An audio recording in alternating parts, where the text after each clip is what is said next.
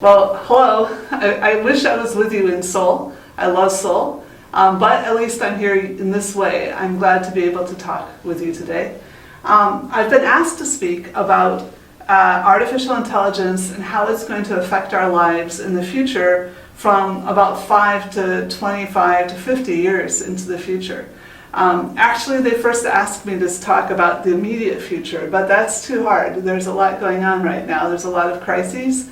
And we can expect that the crises that we're experiencing right now, something like them will keep happening, but how we handle these next 5 years is a big question.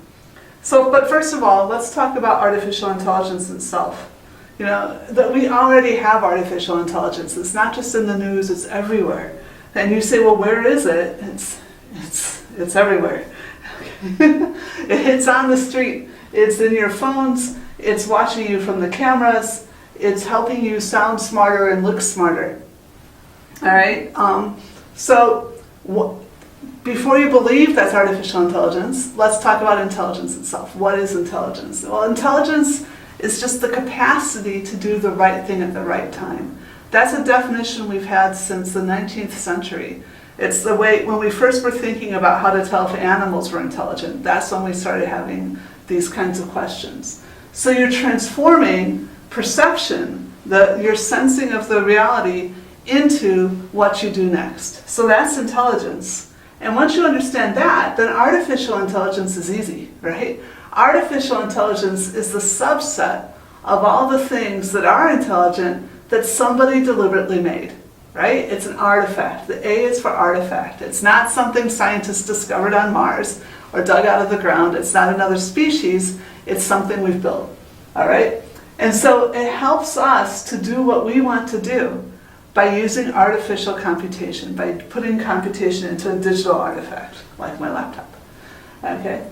So artificial intelligence has become a ubiquitous part of software engineering, which what I mean by that is that everybody that's programming computers now tends to use a little AI.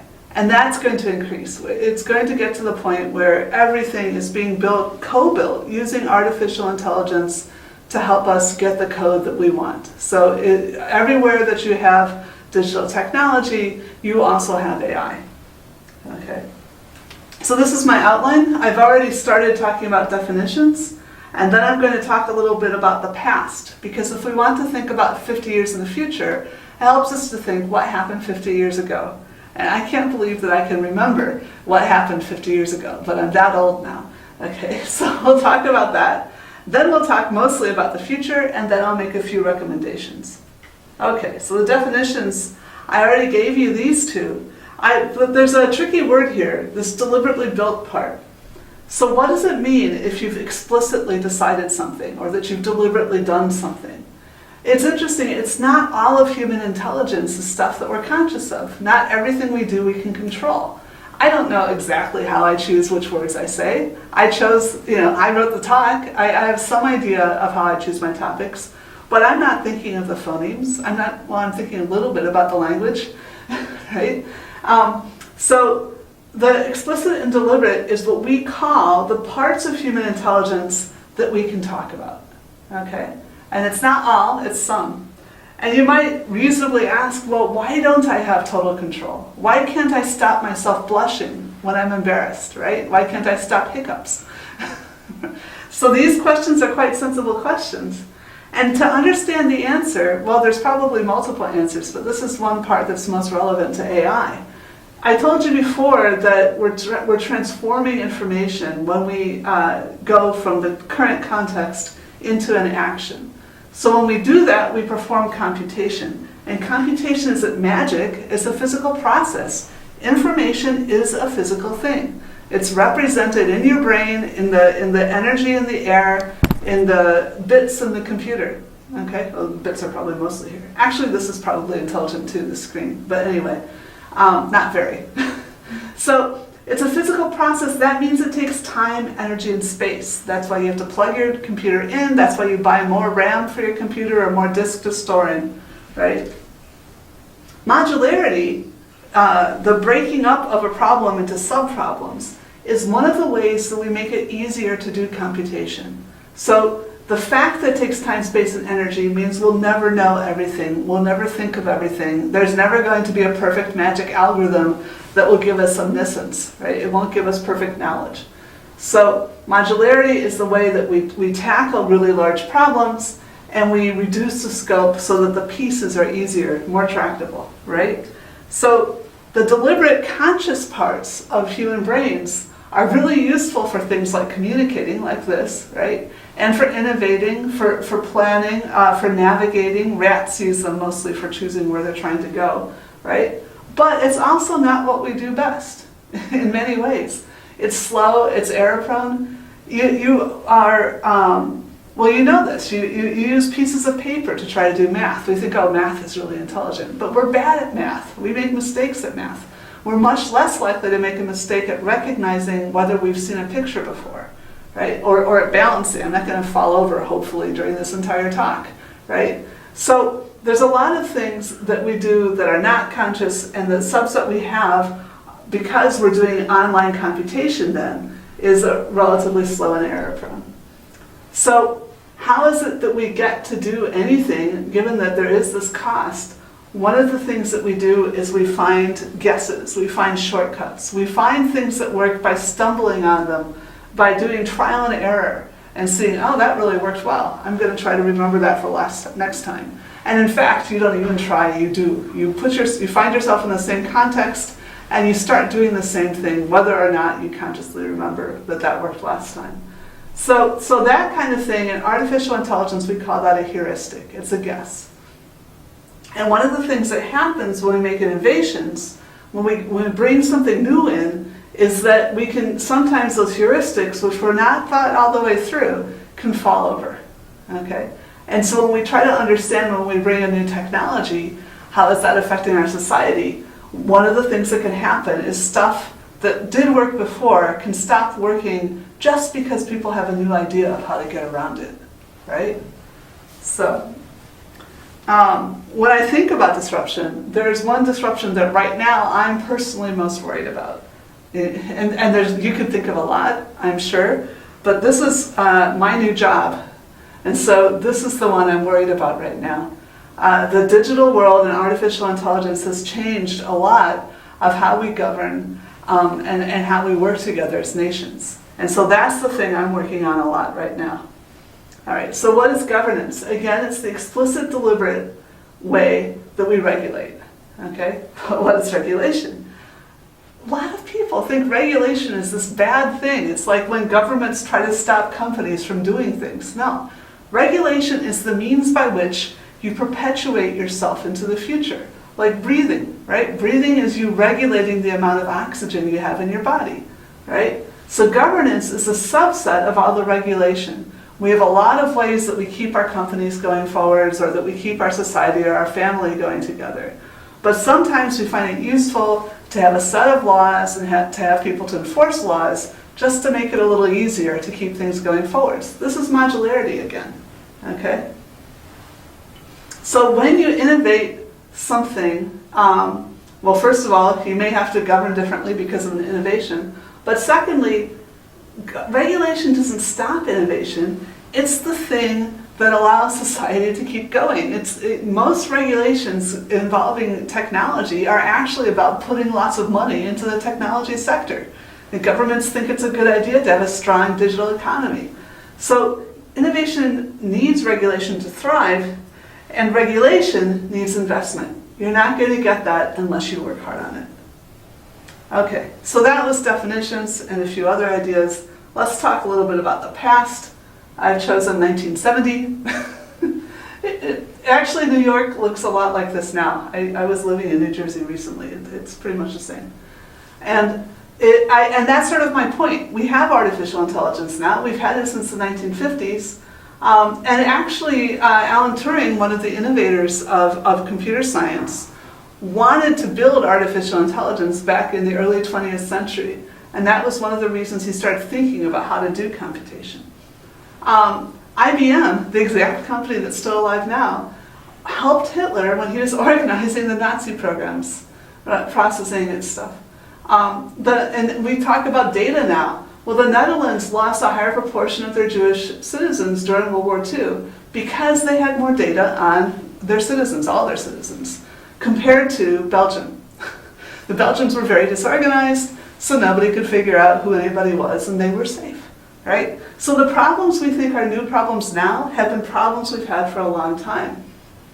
If you look at the biggest changes from 1970 until now, a lot of it has to do not so much with AI as with digitization, right? So some of it is really interesting questions about ownership, right? Like what's changed with respect to books, what's changed with respect to music, how we do business has changed radically, right? Artificial intelligence facilitates all that, but it's just kind of the face. You know, we get excited about the part that we identify with and we think, ooh, AI. But the whole body of ICT is changing a lot, right? One thing that's changed, and it's astounding how much we don't talk about this, but back in the 1970s, kids, at least in North America, I don't really know about Korea so much, but children went home and took care of themselves. They ran around, they went out in the neighborhood, they played in the mud, they had gangs, they ran around.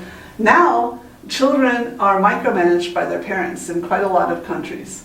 So, and that means not only have the children lost freedom, but so have the parents, that they're spending a lot of time monitoring each other and communicating to each other and taking each other around in cars. And this has made a complete difference in how families operate. They operate almost like an organism instead of a set of people.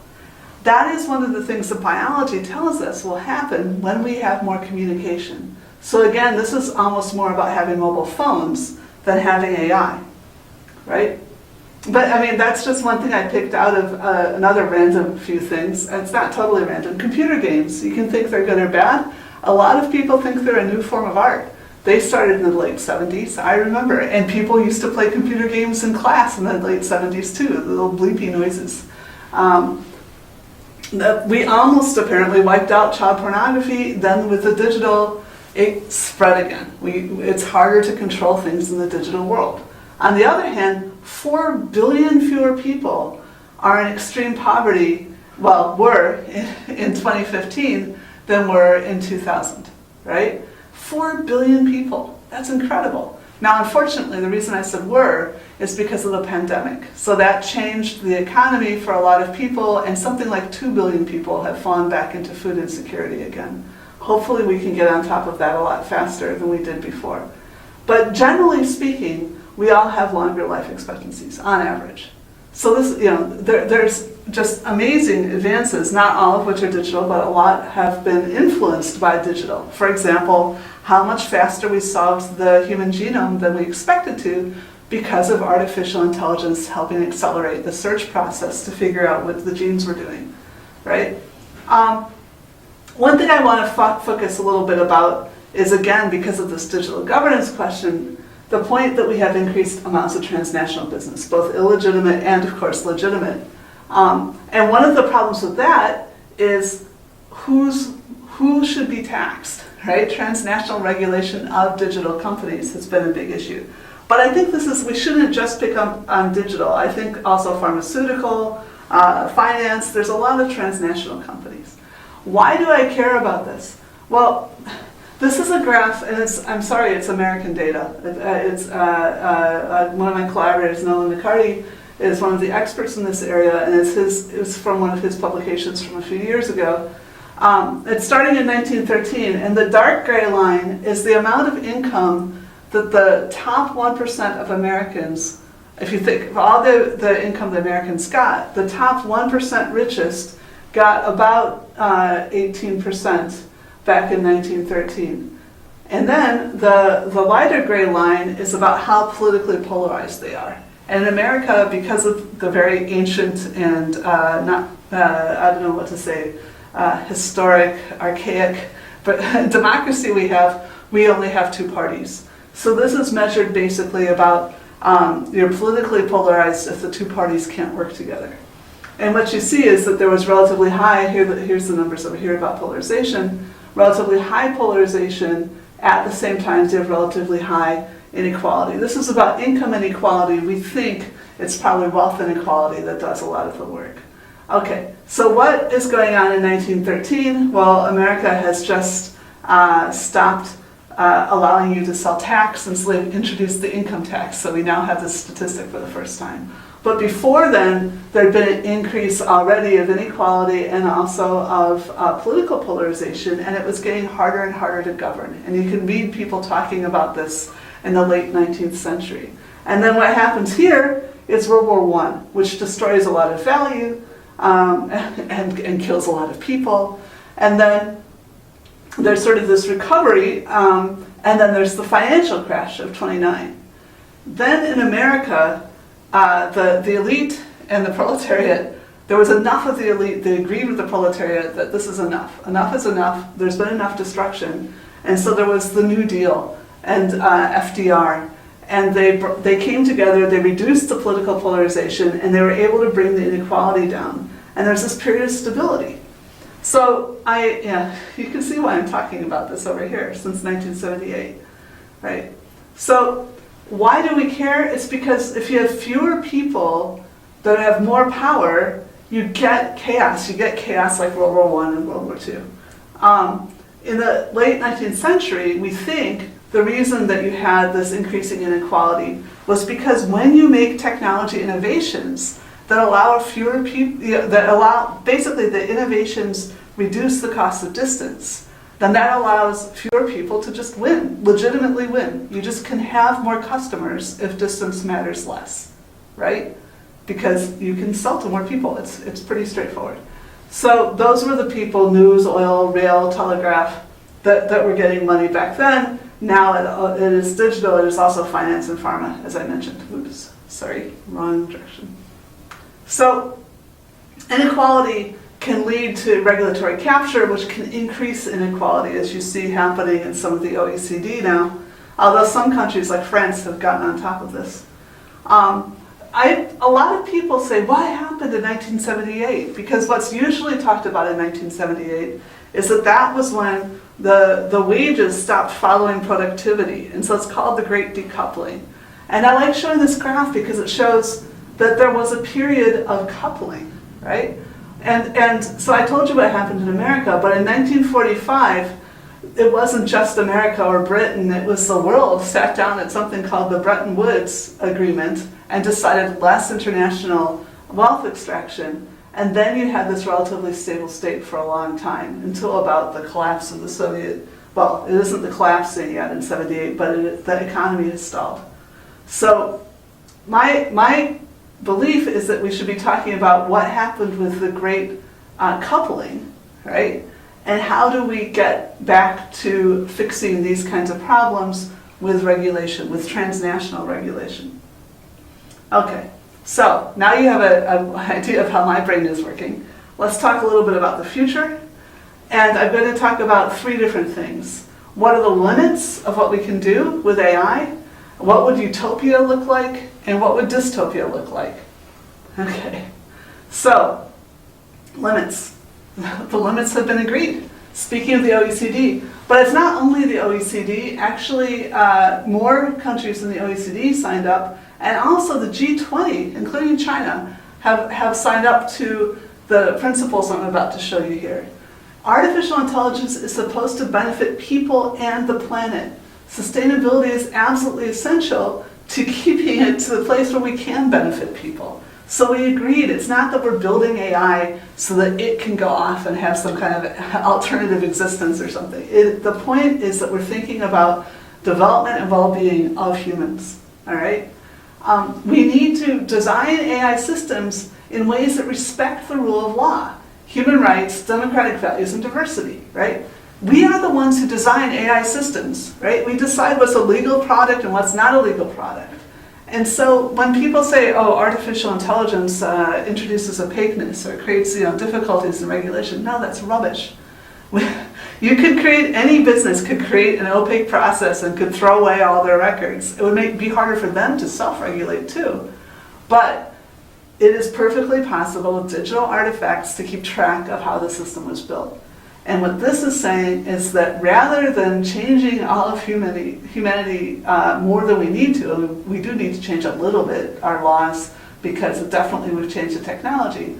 But we ought to write the technology to fit into the laws and to try to keep things relatively stable. All right? And we want to create a fair and a just society. That's a very important point. There needs to be transparency and responsible disclosure, as I just said. That means keeping the records about how you built the system, why you built it, what your goals were, who programmed it. Did you have cybersecurity? Well, you better. None of this means anything without cybersecurity, incidentally. You've got to keep any digital system cybersecure, including these records about what were you doing when you built it, so that we can have disclosure, right? And the reason that you want to have transparency is because then you can have accountability, right? And I think I'll get down here there. Somewhere, yes. You need to be able to hold accountable people who build systems for what they do. It's just like any other manufactured artifact. It's just like a car. If the car works wrong because it was built wrong, it's the fault of the manufacturer. If the car hits someone because someone drove it into them, then it's the fault of the owner-operator. AI is the same, right? And so we just need the documentation for that. So yes, accountability, transparency, and the middle one here is safety. That of course we should build towards safety. So those are the limits. We've already agreed about those, right? Humans are the point, and therefore they're also the limit of how much we can do. People say things go faster and faster. We're not going to go so fast that we can't have human lives, right? We are always going to have things that are parts of the human condition. We are alive, that implies we will die, that implies that we have children. And if we have children, then we have families. We have to collaborate together, we have to have neighborhoods, right? So, as I mentioned before, you can barely break apart and discriminate between software with and without AI. Everybody developing software is using AI now. So I think it's really important, that because of the power that you do have with artificial intelligence, that we don't put software into everything, the Internet of Things. It doesn't make sense to have software, to have an internet-connected light bulb, because you have to have cybersecurity. And so you should only have the devices that are attached to the internet need to be expensive enough that it's worth updating them, right? So you should have a small number of expensive devices that are really doing the smart stuff and are connected because they can defend you, and then strip the software out of everything else. You know, be careful of what you give your kids and what they put in their beds, whether those are cameras on them. I mean, just think about it, okay? All right. Everything could become clearer. This is an option, right? Companies and governments could be more transparent. We can make things more understandable. We're bringing in intelligence, all right? We could improve social mobility. People could keep educating themselves. In fact, maybe we could even allow, I don't want to say children, like teenagers. We can see teenagers can make a great difference with their lives, and they could already be starting early companies. But then we as adults, all the way through, from 13 until 90, we could be re-educating, finding new employment, finding new ways to be of benefit to our communities, maybe not conventional employment. So we could have the kinds of access so that we understand and can have an inclusive society. And I would like to believe that countries that support this kind of vision, you could say, well, why would a government become more transparent? Well, because then they win. Then they become the kind of place people want to move to. They have the kinds of innovation they need. They have the vitality of their populations. So I'm hoping this is a direction we can go. So speaking of Utopia, what does Utopia look like? It looks like a lot of people, they're happy, they're fulfilled, they find fulfillment in their personal and their professional lives. I think it's localized. A lot of people have forgotten the importance of exercise and of clean air where you live, and having flowers and being able to talk to people that you see, and not only depending on, say, one partner that you talk to on the weekends or something. No, there's a hedonism to making people actually happy and fulfilled, right? And to flourishing, right? So I hope that we can create a more and more creative and cultural economy. Yes, of course, the machines are taking certain kinds of we are using machines to do agriculture, right? Not many people miss it, and the people who do can go and buy hipster farms and give us little, really nice mushrooms and things like that, right? But the fact is that it used to be half of the people that were farming. Now we're doing other things. And let's hope that the other things that we're doing can become things that we're all proud of. There are ways of creating our identities, at least locally. At least everyone in the neighborhood will know that you make the best paintings, or you make the best, clothes, or whatever. That they'll know which they like to go and hang out with and to buy, right? One of the things I'm super excited about is real-time translation. Now, I apologize. I know there's translators working on this right now. I'm sorry that I think AI is going to at least help you do your job, but it might make you more valuable because the parts that can't be automated will still need humans, and hopefully more people will think it's worth paying humans because of all the work you can do. But if we have real-time translation, if we're able to walk into a situation, at least partially understand it, it's not art, but at least get around, then we wouldn't be doing these things all in English, right? Which you guys aren't, right? You're translating it. But there's way too many things where people are just having to use other people's languages and they're at a disadvantage. Wouldn't it be wonderful if we could let all the old languages flourish? We could let people create new languages and have new ways of thinking, really regional and individual variation that will make travel more rewarding, although also in a way less necessary because you have all these wonderful things right around you. Okay, so I'm worried, as you'll see when I get to dystopia, about the fact that with data you can be predicted, with data and AI, and you can be manipulated into being exploited, right? So to avoid that, I think we're going to need to get technology that helps us detect it. I don't think there's a way we can stop people from gathering data, but we can stop people from using data in the wrong way by just making it illegal. Of course, there will be slips and whatever. It's just the same as banking laws, right? But this is something I think technologically we should be working on. I think it's very important that the roles of governments and the roles of corporations keep changing. And we need to make it clear how these things work together and how they defend their citizens. There's this complete myth people have right now that the only thing corporations care about is the money they give their shareholders. That's ridiculous. You cannot be a corporation without customers and without employees. So for the benefit of your shareholders, you have to also benefit your customers, your employees, and to live in a stable planet with a decent ecosystem.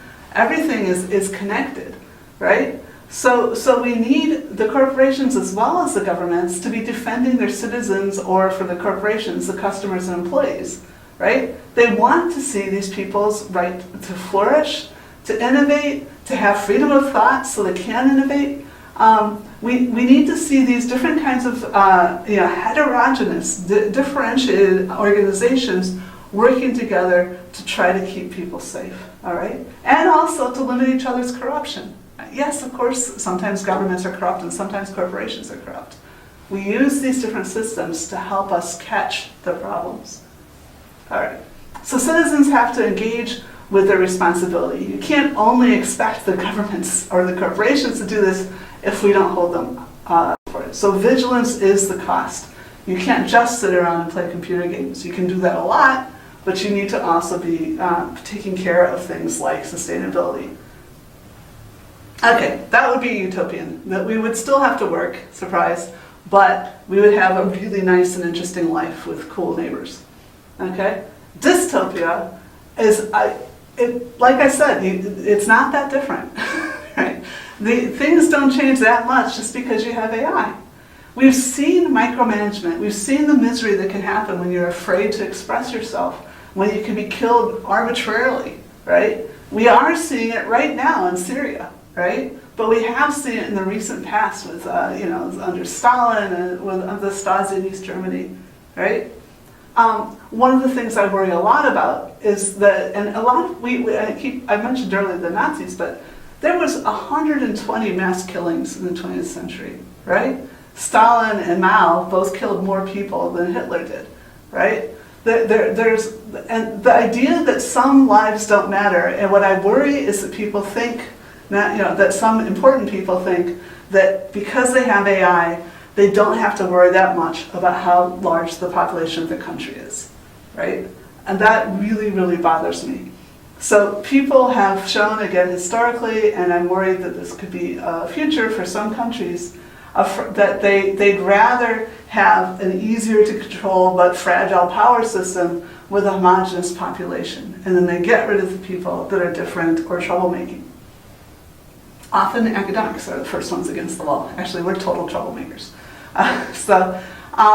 I'm worried that now we might be seeing some new ideas too, like you just let people die. You don't have to chase them out or throw them in jail by not giving them adequate health care. Right? You could just say, hey, we don't need health care anymore because we're going to invest in AI. As I mentioned, this is motivated by the false belief that you can somehow get all the things you want from machines. And that doesn't make sense. I told you about life before.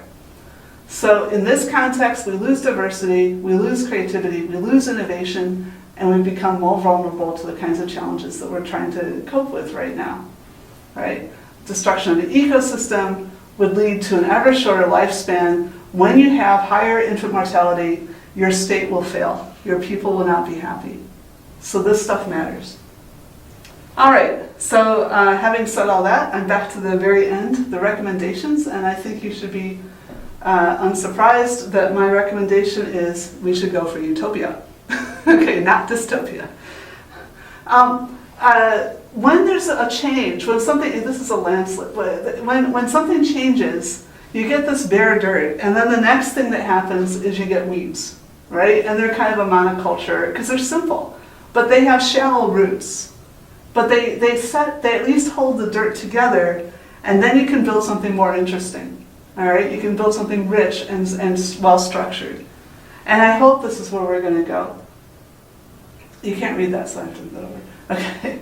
So we have to think of solutions that are sustainable and robust, right? And that's true ecologically, emotionally, and politically. We have to invest in public goods. We have to convince people that there is such a thing as public goods. There was this guy at Davos going, there's no such thing as public goods. What are you talking about? Davos is a public good that we're all paying for, right? So it's invest in the public goods. Use our taxes, use our effort, use our vigilance, use our care, right? Only protest is not enough. Protest is kind of like weeds. You can get certain things done with it, but it doesn't have enough structure to persist and to really combat another system. So we have to put our time into things like unions, to joining governments, political parties. We all hate them, but those are the things that have enough structure to govern, right? We don't all hate them. Some people actually are in them, and for good reason.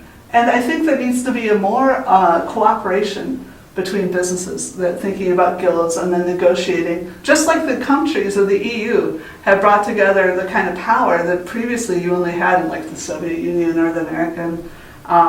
It's not a single country. Well, I guess the Soviet Union is similar. But I think we need to see more of that also from the corporate side to have sensible negotiations with companies, with countries. We need to recognize and strengthen the institutions that protect us, which right now, when things work, we don't see them. And then we say, hey, why are we paying money? This is all, everything just works. No. Another thing I hope AI will help us is being able to explain how these complicated things are helping us. And finally, we have to value and care for ourselves and also for our neighbors. Okay, well, thank you. Perfect, well good. Thank you so much. The most important application of AI in 10 years. I don't think we can say that. Like I said in my talk, that we aren't going to be able to notice. You're basically saying, where will computerization help us the most? And it depends on the choices we make now, right? So what is most important? I think, right now, education matters a lot, governance matters a lot. Innovation in terms of the protection of privacy and citizens, and of course sustainability, figuring out solutions to ecological problems. I mean, it isn't only, and I don't mean to say only, global warming and increased chaos and the misery that that's causing, but we are also just like washing all our topsoil into the oceans, and then that's polluting the oceans and altering life there. So there's huge amounts of technological solutions, and we use AI to solve these problems. It's not by itself. It's not like there's going to be some magic robot fairy godmother thing. It's rather that it's the incorporation of intelligent technology to help us be more useful and more powerful. Some people think the most important thing that's happening is we've created a new form of art. You know, computer games are a new form of art. You know, I don't know. I'm not a big gamer myself. I still love music. I'm old school, but I still, I don't think we can make a single answer to that question. Mm-hmm. Perfect. So the next question is: in your previous lectures, you have talked a lot about BA-ability. Oh, BA-ability? What is that? You spell it? BA-ability or? Oh, I think I remember it's a mistake. Yeah, is it? Keep going and let me see if I figure out what they meant. So in your previous lecture, you have talked a lot about biasability of AI. Yeah. Could there be an IA system that is totally neutral and objective? Right. What kind of effort is being made to develop such a system? And then again, another question, could AI be used to fight global inequality? Right, okay. Yeah. Right, so the question is great, although biasability isn't a word, so it confused us, but we're okay. So it's a really important question because a lot of people were astounded by some of the work that I did in 2017 when we demonstrated that there is the same implicit biases that humans have about, for example, which gender is more likely to have which job, or the unpleasantness of African American names compared to European American names. And those are things that people thought was horrible, that somehow evil parents were teaching children or something like that. And to find out that all you have to do is to hear language to recover those biases. And then an important part, one of my collaborators, Arvind Narayanan, asked the question, how does this relate to real life? And so we looked at, in particular, the question of women, like, what jobs do they have? So it turns out that the same sexist things that thought that, oh, women are not doctors or nurses or whatever, actually it's close to 50-50 for doctors. It's not as bad as people think. Maybe it used to be in the past. But the programmers, there's hardly any programmers now. I used to be a programmer in the 1980s, but right now there's very few female programmers. It's very disturbing. Whereas there's a lot of administrators that are women. And so it was a perfect correlation between these sexist things that were repeating implicit biases and the actual US labor statistics that told us how many women held those jobs. So what we found out, and I don't think this is surprising, is that, in fact, in machine learning, when we say bias, we mean a regularity. So you're finding out regularities about, like, what do walls look like, and how do cameras work. You're learning all these regularities about the world. Most of the regularities are useful, like the stuff falls. You need to know that. But some of the regularities are things that we've decided shouldn't be true anymore. It should not be less pleasant to be African American than to be European American. And I think we can all agree with that. And yet, we haven't achieved that yet. And so I think it's wrong to think that what we should do is somehow stop AI systems from knowing what's going on with reality. And that's what really disturbs me. It's like we want to have this magic AI world that is as perfect and pure and whatever. But in fact, a lot of our ideals are incompatible with each other. Fairness is not the state of nature. Nature is not fair. It is not fair that women can only have children by getting pregnant. That is so not fair. Okay? So the fairness is something we invent to try to make our societies work better, so that we can do better and we can flourish better. But it's hard to make up things like, are we going to make sure that people all have the same chance of getting a job, like that they pass a test with the same score, or are we going to make sure that everybody has the same chance of getting a job, meaning that if 10% of the people who apply are women, then 10% of the people who get the job are women, right? So there's a lot of different ideas about what fairness means, and they aren't compatible with each other. So of course AI and society cannot be perfectly fair. Bias is a part of the world. At the same time, the whole point of talking about prejudice and talking about stereotypes is that we can pick targets about how to do better.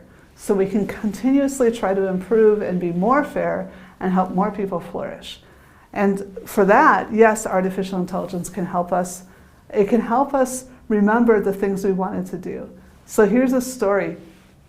People hear the bad sides of the story, but I want to tell the good side of the story about using artificial intelligence to help with hiring. Okay? So the bad stories is like, you know, the Amazon supposedly had the program that told them just to hire men because so far they'd only hired men, right, as programmers.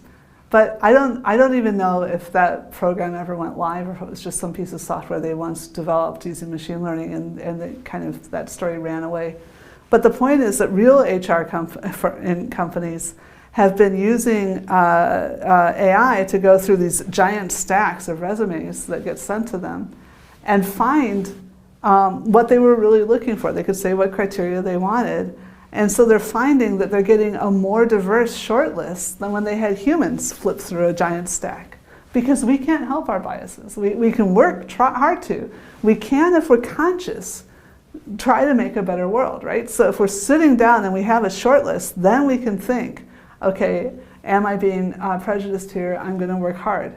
But when you're flipping through stacks, then it's very hard to not have some pop out for reasons that you can't put your finger on. And a lot of those have to do with empathy, and empathy is actually a bad thing because it means that you found someone who's more like you, right? Empathy is generated by commonality. And so we don't want decisions made on empathy, we want decisions made by these fair criteria, these fair, whatever we've come up with as the best criteria. So people that I've talked to who work in large companies, HR departments have said that they're really happy that AI has helped them be more fair. But they don't want to go on the record about this because they don't want to admit that they were unfair in the past. So we've had trouble documenting this, but I've heard it from multiple different companies that it's been really helping. Perfect. Nice. All right, so the last question. Also, many of us do not realize AI is currently making decisions for us. The decisions include suggestions of optimal routes via navigation apps and suggestions for lunch menus based on users' preferences. Should we trust such decisions made by AI systems? What is your opinion about such decisions made by AI? Right. Okay, so this is another great question. I like that you see and you know that artificial intelligence is already everywhere. Yes, it's in the thing that's telling you how to steer your car around. And it's in the thing that's helping you spell better and do better grammar when you're typing emails. And it's in the things that are recommending products to you, that are deciding which tweets you see, unless you go on that part where you see all the tweets on Twitter. These kinds of, there are algorithms all over the place. Now, the question is, should we be letting AI make decisions for us? I don't believe that it's the right way to think about it, that AI is making the decision for us. So I just gave an example, I hope this one comes after that, of about the HR system. The humans made the decision about what kind of things, what algorithm they were going to use for their hiring, or what kind of algorithm they're going to use for their customer recommendations. So it isn't AI that's making the decision. And that's why it's important that we have transparency so that we know how these companies make these decisions, and we have accountability so that if somebody, whether it was the executive of the company that decided that, you know, maybe somebody from the wrong race doesn't get as nice of options. Let's say there was something racist. Was the racist the person who founded the company? Was it one bad programmer? Was it someone who hacked in, right? If you didn't have a cyber secure system, someone could have changed it. So we need to keep records, and it's perfectly possible. People think, oh, nobody could understand AI. You don't understand what every little weight does in a giant neural network, but you also don't understand what every brain cell does in my head. But you could go back and say, did you turn up to class? Did you have a class plan? What was your class plan? And I would be able to show you all those documents, right?